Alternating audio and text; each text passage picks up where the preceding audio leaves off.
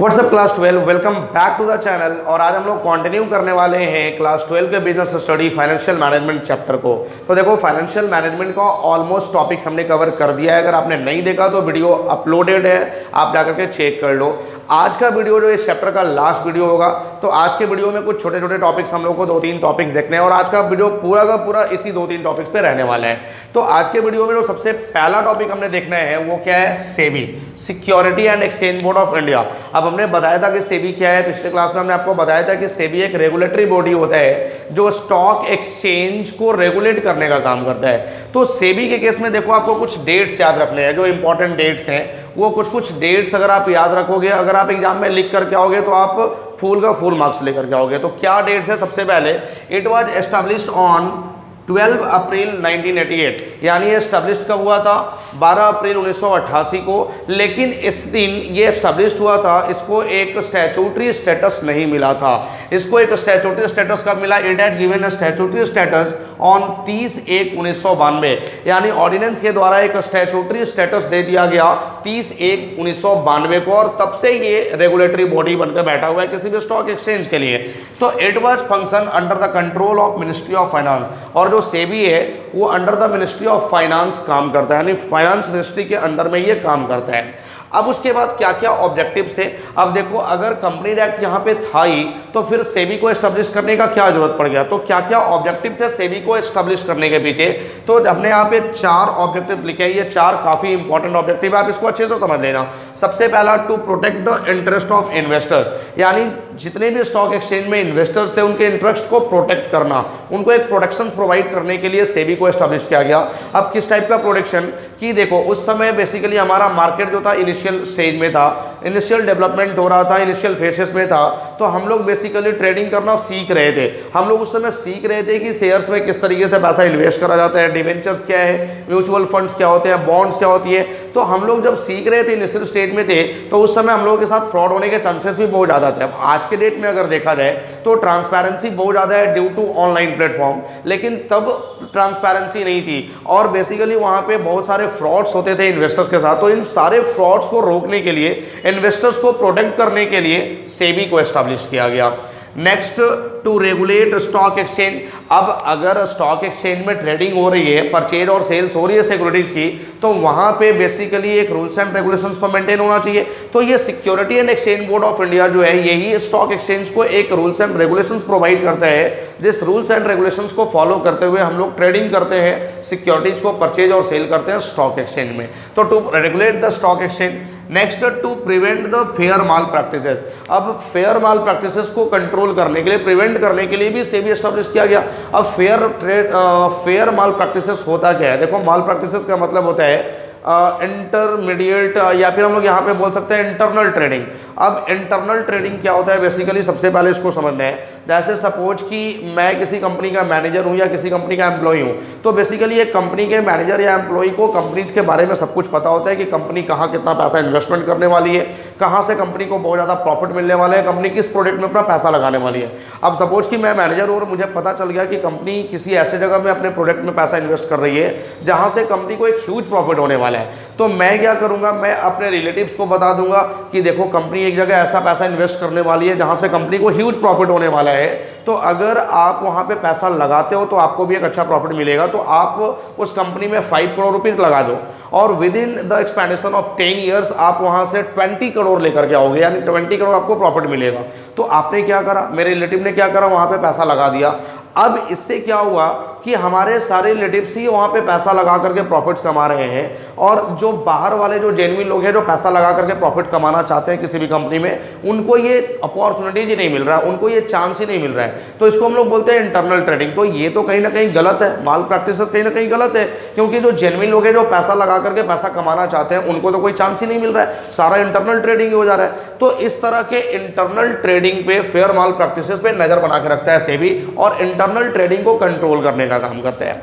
और last, to develop a code of conduct, एक code of conduct develop करना, and fair practices by the intermediaries, की जो भी हमारे इंटरमीडियरीज हैं, जो भी हमारे ब्रोकर हैं, जो भी हमारे सब ब्रोकर हैं, म्यूचुअल फंड्स हैं, बैंक है, इनके द्वारा जो भी ट्रेडिंग किया जाए वो बिल्कुल फेयर ट्रेडिंग किया जाए, इन्वेस्टर के साथ किसी भी तरह का कोई फ्रॉड ना किया जाए। तो ये सारे ऑब्जेक्टिव थे, इस सारे पर्पज से सेबी एस्टेब्लिश किया गया था। अब उसके बाद जो टॉपिक है ये काफ़ी इंपॉर्टेंट टॉपिक है, इस एग्जाम पॉइंट ऑफ व्यू से इसको समझना। सबसे पहले फंक्शंस ऑफ सेबी की सेबी जो है वो क्या क्या फंक्शंस परफॉर्म करता है।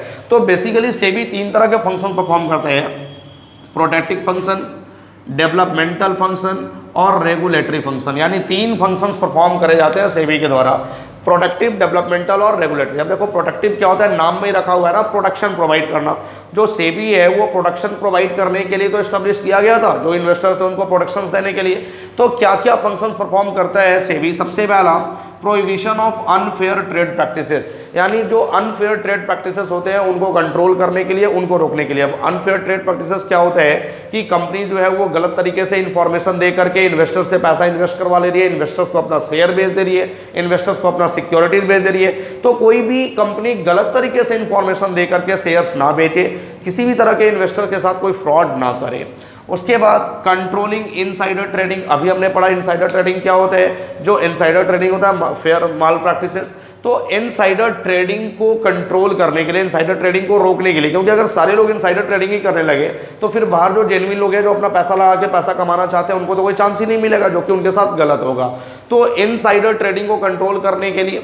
Next promotion of fair practices की, जो भी हमारा फेयर प्रैक्टिसेस हो रहे हैं, जो हमारे इंटरमीडियरीज हैं अगर वो सही में फेयर प्रैक्टिसेस कर रहे हैं तो उनको और प्रमोट करना, उनको अच्छे से प्रमोट करना ताकि वो और ज़्यादा फेयर प्रैक्टिसेस कर सकें। और last undertaking steps to investors protection, यानी इन्वेस्टर्स के प्रोटेक्शन के लिए अंडरटेकिंग स्टेप लेना, यानी जितने भी मैक्सिमम स्टेप लिए जा सकते हैं सेबी के द्वारा इन्वेस्टर्स के प्रोटेक्शन को प्रोटेक्ट करने के लिए, वो सारे स्टेप को लेना, ये प्रोटेक्टिव फंक्शन परफॉर्म करते हैं। तो आई होप कि प्रोटेक्टिव फंक्शन आपका क्लियर हो गया। नेक्स्ट है हमारा डेवलपमेंटल। देखो नाम में ही रखा हुआ है डेवलपमेंटल, यानी डेवलप करना। किसका डेवलपमेंट करना? स्टॉक एक्सचेंज का, कैपिटल मार्केट का। तो एक सेबी जो है वो कैपिटल मार्केट या फिर स्टॉक एक्सचेंज को डेवलप करने के लिए भी कुछ काम करता है। क्या क्या काम करता है चलो देखते हैं। ट्रेनिंग ऑफ इंटरमीडियरीज, अब जितने भी इंटरमीडियरीज है उनको एक ट्रेनिंग प्रोवाइड करना।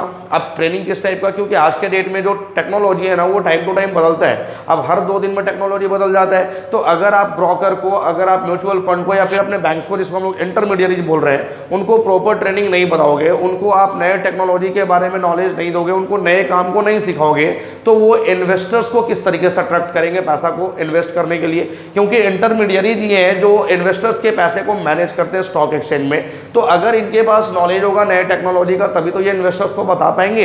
तो बेसिकली इंटरमीडियरीज को एक ट्रेनिंग प्रोवाइड करना, क्योंकि जब तक आप ट्रेनिंग नहीं दोगे ये अच्छे से काम नहीं कर पाएंगे। तो सबसे पहला काम इंटरमीडियरीज का डेवलपमेंट, यानी इंटरमीडियरीज को ट्रेनिंग देना। Next conducting research and publishing information, यानी अलग अलग रिसर्च करवाना, सर्वे करवाना और उसका इंफॉर्मेशन पब्लिश करना, पब्लिक को, शेयर होल्डर्स को उसका इंफॉर्मेशन देना। यानी कि हर एक चीज़ों के बारे में जितने भी इन्वेस्टर्स हैं उनको एक नॉलेज प्रोवाइड करना। तो ये नॉलेज प्रोवाइड करने का काम भी करता है security and exchange board of India. Last undertaking measures to development of capital market, यानी कि कैपिटल मार्केट को डेवलप करने के लिए अलग अलग डिफरेंट मैक्सिमम मेजर्स लेना, ये डेवलपमेंटल फंक्शंस के अंडर में आता है। और लास्ट है हमारे पास रेगुलेटरी फंक्शन। अभी हमने पढ़ा कि सेबी एक रेगुलेटरी बॉडी है जो स्टॉक एक्सचेंज को रेगुलेट करने का काम करता है। तो कुछ रेगुलेटरी फंक्शंस भी ये परफॉर्म करते हैं, कुछ रूल्स एंड रेगुलेशंस भी ये तैयार करते हैं। देखो किस तरीके का रेगुलेटरी फंक्शन परफॉर्म करता है। सबसे पहला रजिस्ट्रेशन ऑफ ब्रोकर या फिर सब ब्रोकर, यानी जितने भी ब्रोकर और सब ब्रोकर उनका रजिस्ट्रेशन कंफर्म करना, क्योंकि यहाँ पे बेसिकली वही ब्रोकर या सब ब्रोकर काम कर सकते हैं जिनका रजिस्ट्रेशन है, जो रजिस्टर्ड है। जो रजिस्टर्ड नहीं है वो यहाँ पे काम नहीं कर सकते हैं। रजिस्ट्रेशन ऑफ म्यूचुअल फंड, जो भी हमारा म्यूचुअल फंड्स हमारे मार्केट में उनका भी रजिस्ट्रेशन होना चाहिए। Next regulation of take over of a company. अब regulation of take over of a company का मतलब क्या होता है? देखो टेक ओवर का मतलब होता है कि जब कोई कंपनी एक किसी दूसरे कंपनी को टेक ओवर करती है, उसको खरीदती है, तो जो खरीद रही है वो बेचने वाली कंपनी के साथ कोई फ्रॉड ना करे, कोई चीट करके सामने वाली कंपनी को ना खरीद ले। तो इन सारे पे कंट्रोल करना रेगुलेटरी फंक्शंस होते हैं, यानी उनको एक रेगुलेशन प्रोवाइड करना कि जब कोई कंपनी एक दूसरे कंपनी को खरीदेगी तो वहां पे भी एक proper rules and regulation maintain होना चाहिए, उसी के आधार पर ये कंपनी खरीद सकती है। और last undertaking inspections and inquiry, कि जितने भी इंस्पेक्शंस करवाने होते हैं, जितने भी इंक्वायरीज करवाने होते हैं, वो सबका सब रेगुलेटरी फंक्शंस के अंडर में आ जाते हैं। तो ये था guys the functions of SEBI. I hope कि आपको फंक्शंस ऑफ सेबी पूरी तरह से क्लियर है। अब उसके बाद कुछ 2-4 छोटे छोटे वर्ड्स बचते हैं, जैसे इसमें सबसे पहला आता है डीमैटेरियलाइजेशन। अब डीमैटेरियलाइजेशन क्या होता है? देखो डीमैटेरियलाइजेशन से ही तो निकल के आया था डीमैट अकाउंट, डीमैटेरियलाइजेशन से ही डीमैट अकाउंट निकल के आया था। डीमैटेरियलाइजेशन का मतलब क्या होता है कि पहले बेसिकली जब नॉर्मल हम लोग शेयर्स खरीदते थे तो वो शेयर्स पेपर फॉर्म में होते थे, तो पेपर फॉर्म में होते थे तो बहुत सारे नुकसान हो जाते थे शेयर होल्डर्स को कि कुछ पेपर जो है वो खराब हो गए या फिर कुछ पेपर भूल गए, कुछ पेपर जो है वो चूहों ने खा लिए, तो बहुत सारे शेयर होल्डर्स को नुकसान हो जाते थे। और अब क्या हो गया कि सारा कुछ ऑनलाइन हो गया, तो आज के डेट में बेसिकली शेयर्स पेपर फॉर्म में नहीं होते, शेयर्स डिजिटल फॉर्म में होते हैं। यानी कि डिजिटल फॉर्म में शेयर्स को रखने के लिए हम लोग ओपन करते हैं डीमैट अकाउंट। तो देखो डीमैटेरियलाइजेशन का क्या मतलब क्या होता है, जब हमारे शेयर्स पेपर फॉर्म में होते हैं वो मैटेरियलाइज फॉर्म में होते थे, लेकिन अब डीमैटेरियलाइज यानी मैटेरियलाइज फॉर्म में कुछ भी नहीं है, सब कुछ डीमैटेरियलाइज हो चुका है। तो डीमैटेरियलाइजेशन से निकल के आया डीमैट अकाउंट, और डीमैट अकाउंट वो अकाउंट होता है, जैसे देखो हम लोग जब सेविंग अकाउंट ओपन करते हैं तो वो किसी न किसी बैंक अकाउंट ओपन करते हैं पैसा रखने के लिए, उसी तरह से शेयर्स को अगर रखना है तो उसके लिए हम लोग को डीमैट अकाउंट ओपन करना होता है। अब यहाँ पे आता है कि ये डीमैट अकाउंट ओपन कहाँ होता है, तो हमने कल पढ़ा था डिपॉजिटरीज, तो एक हमारा है वर्ड्स काफी पॉपुलर है डिपॉजिटरी। अब ये डिपॉजिटरीज क्या होते हैं, depositories is just like bank, ये बैंक की तरह होता है, जैसे हम लोग बैंक में पैसा रखते हैं उसी तरह से अगर हम लोग को शेयर्स रखने के लिए डीमैट अकाउंट ओपन करना है तो वो डीमैट अकाउंट कहाँ ओपन होता है, डिपॉजिटरीज में ओपन होता है। अब डिपॉजिटरीज में काम कौन से लोग करते हैं, तो डिपॉजिटरीज में लोग काम करते हैं उनको हम लोग बोलते हैं डीपीज। डीपीज का मतलब होता है डिपॉजिटरीज पार्टिसिपेंट्स। तो डिपॉजिटरीज पार्टिसिपेंट्स में कौन कौन से लोग आते हैं, तो वो सारे लोग जो हमारे लिए ट्रेडिंग करते हैं, जो हमारे फेवर में काम करते हैं, जो इन्वेस्टर्स के लिए काम करते हैं, उनको डीपीज बोलते हैं। तो इसमें broker, sub broker, bank, mutual fund, ये सारे लोग आ जाते हैं जो इन्वेस्टर्स के लिए काम करते हैं, जो इन्वेस्टर्स के लिए ट्रेडिंग करते हैं। अब डिपॉजिटरीज की बात करें तो हमारे यहाँ दो डिपॉजिटरीज हैं, एक है NSDL और एक है CDSL। NSDL और CDSL, देखो NSDL क्या होता है, NSDL है national securities depositories limited, national securities depositories limited. और CDSL क्या होता है, central depositories services limited, central depositories services limited. तो दो हमारे यहाँ डिपॉजिटरीज हैं, एक NSDL और एक CDSL। अब उसके बाद नेक्स्ट जो हमारा आता है, नेक्स्ट है हमारे पास स्टॉक एक्सचेंज, स्टॉक एक्सचेंज। तो स्टॉक एक्सचेंज क्या था, ये हमने कल पढ़ा था। स्टॉक एक्सचेंज बेसिकली क्या होता है कि it refers to our organization which provide the platform for buying and selling of existing security. तो बेसिकली स्टॉक एक्सचेंज की हम बात करें तो स्टॉक एक्सचेंज हमारे यहाँ दो हैं, एक है NSE और एक है BSE। जो सबसे पॉपुलर स्टॉक एक्सचेंज है वो दो हैं, एक NSE और एक BSE। NSE का मतलब नेशनल स्टॉक एक्सचेंज और BSE का मतलब होता है बॉम्बे स्टॉक एक्सचेंज। अब उसके बाद नेक्स्ट हम बात करें तो एक और हमारे पास टॉपिक आता है इंडाइसेस, या जिसको हम लोग इंडेक्स भी बोलते हैं।